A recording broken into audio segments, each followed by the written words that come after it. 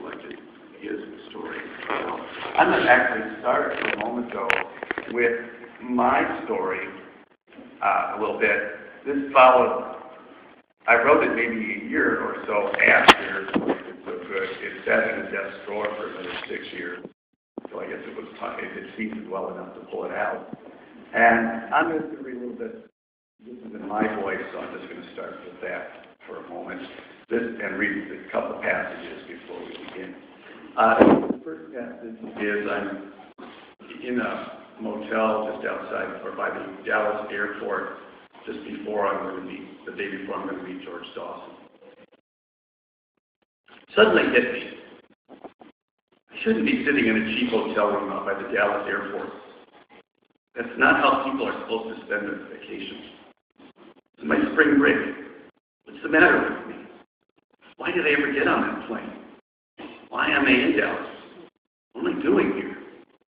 I don't do things like this. I live a normal life. I go to work. I have a family. I have a dog. What compelled me to get on a plane to talk to an old man that I had never met? I tried to focus on that, but instead my mind drifted to a year earlier.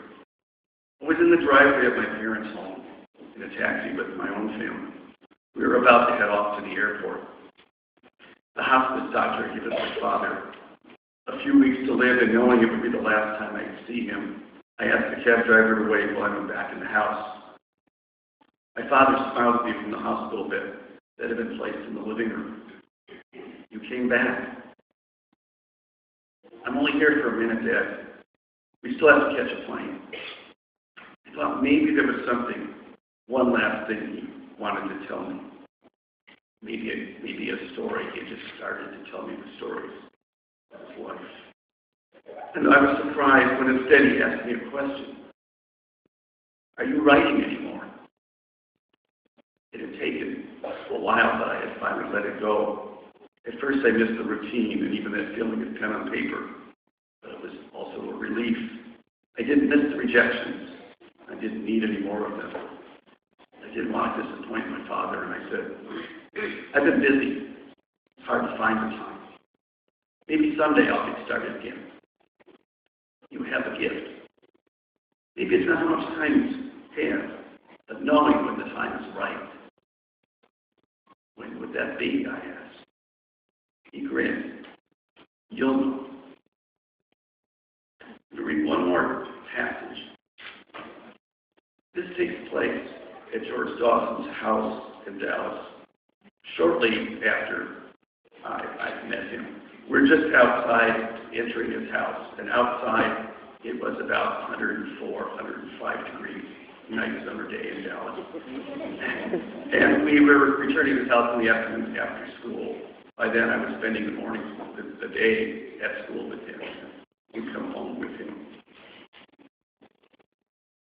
That afternoon we opened the door to Mr. Dawson's house. It was like an oven inside.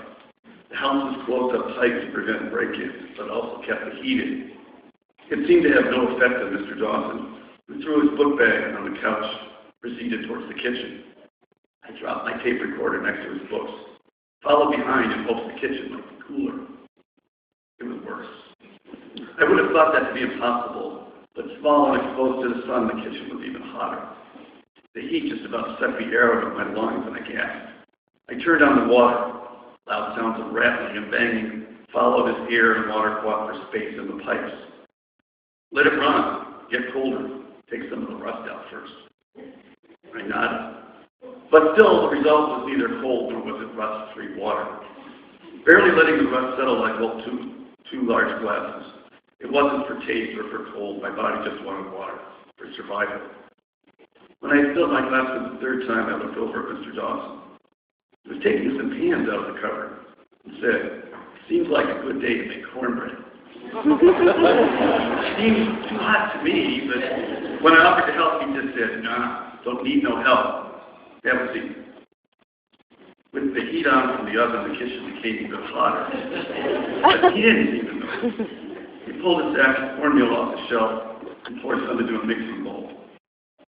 Little ants were crawling all over the yellow cornmeal. In that climate, it wasn't surprising, I guess. I would have thrown the cornmeal out. but I watched it in fascination, waiting to see what he would do. After filling the bowl, he put the sack on the table, and with the fingers started flicking the ants out of the cornmeal. As a guest, it would have been rude to say anything, so I watched closely. As he flicked ants away, others would surface in the cornmeal as if they were trying to climb out of sand. I was trying to watch discreetly, and I couldn't tell if he noticed I was looking or not. He occasionally grinned at me as he flicked ants. I'm not sure what to do. I acted as though I hadn't noticed the ants. Look, if he was really going to use the cornmeal. And then I thought, maybe he realized that I was watching, and he was only pretending. Maybe he was just doing it for a joke on me, or maybe I earned enough money to throw out cornmeal that had insects in it. Maybe he was too poor to throw out any type of food. Looking at the floor, the crumbled linoleum that was so far gone that the dirt was coming through, I thought, maybe it's that.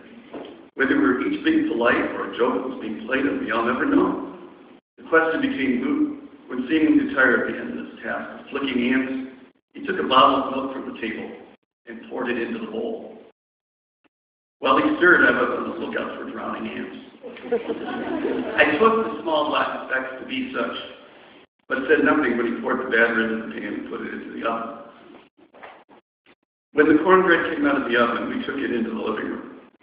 I looked for baby ants. Little spots were there. I couldn't tell for sure. Cornbread had a crunchy taste. And to be polite, I had 2 helpings. Until he said, if you leave some, we can take it when we go fishing tomorrow. I want to share that last passage to give you a sense of maybe what George Dawson's surroundings in his life was like. And to do that a little further before I continue talking to you, or hope not at you, but I'm going to show, or have Jeff up there show a video in a moment that takes place about 3 months after the book Life Was So Good came out.